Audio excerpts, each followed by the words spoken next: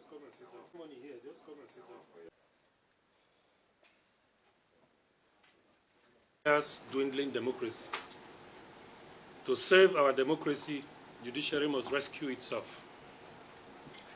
Day after day, there is a mounting apprehension by the overwhelming masses on the future of our democracy, created by the plot by certain political forces to erode our democratic values and gains.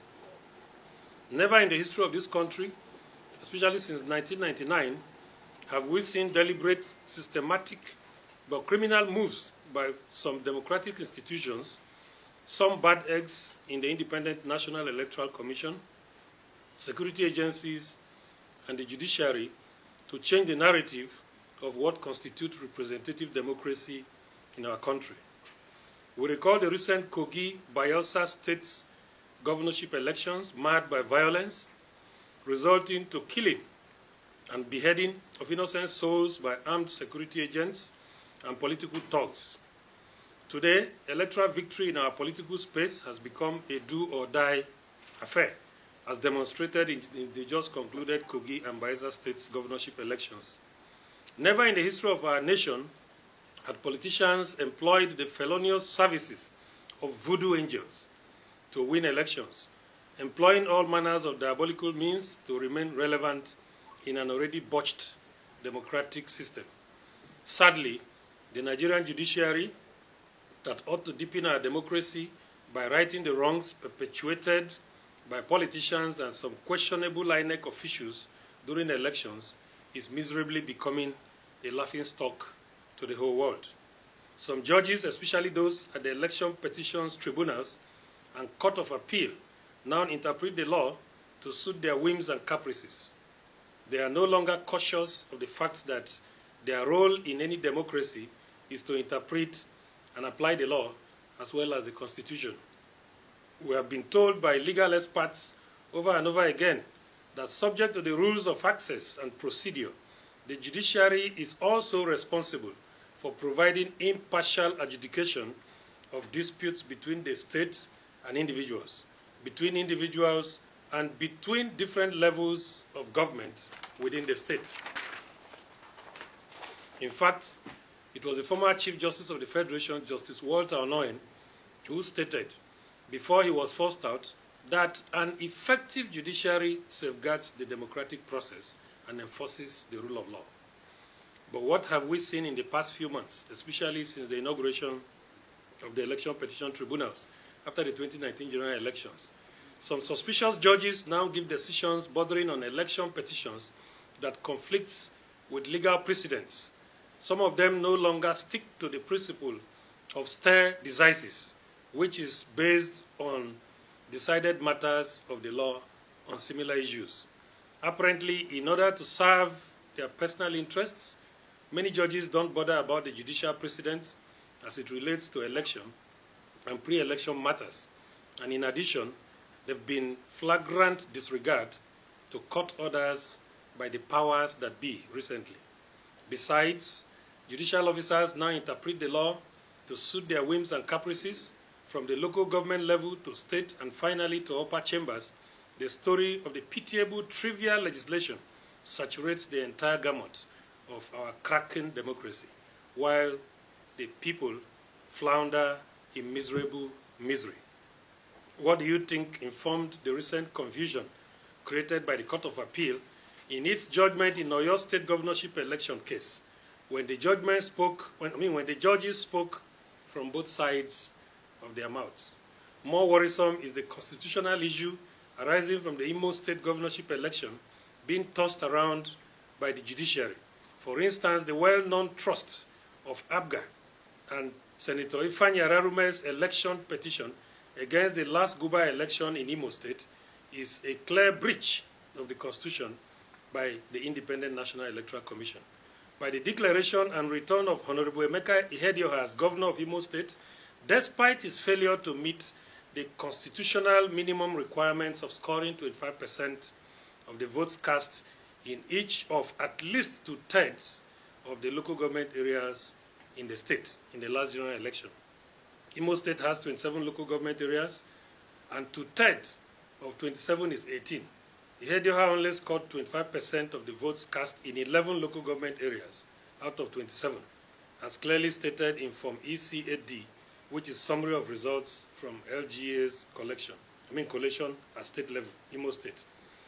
Personally certified as certified true copy CTC by the head of the legal department, Imo State INEC, O. Elekwa Esquire, on March 20, 2019.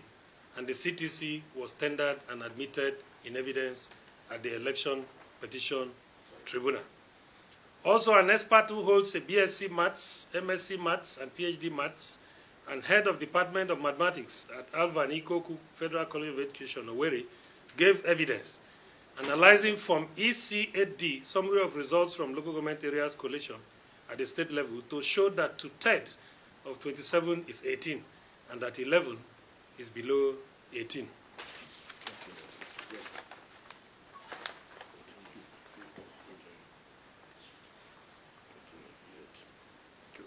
Yet, his evidence was rejected by both the tribunal and the Court of Appeal on the grounds that he did not prove that he is an expert.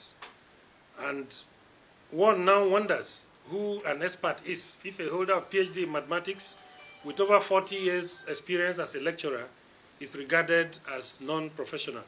As political party leaders, we are worried and concerned over unholy alliances between some wicked, devilish political forces and some dirty judiciary officials to set dangerous legal precedents in our democratic space. Because the requirements of Section 179, subsection 2 of the 1992 Constitution as amended in respect of spread does not require any legal gymnastics for interpretation. It therefore baffles our imaginations why and how the learned judges can find legal reasons to ignore such a brazen wrong against the Constitution. And we begin to wonder whether the principles of where there is a wrong, there is a remedy in our legal system has been buried by judges who ought to know better. Otherwise, we find to sensible reason or explanation by judges to brand documents personally certified in longhand with the name of the certifying officer and the office he occupies as hearsay.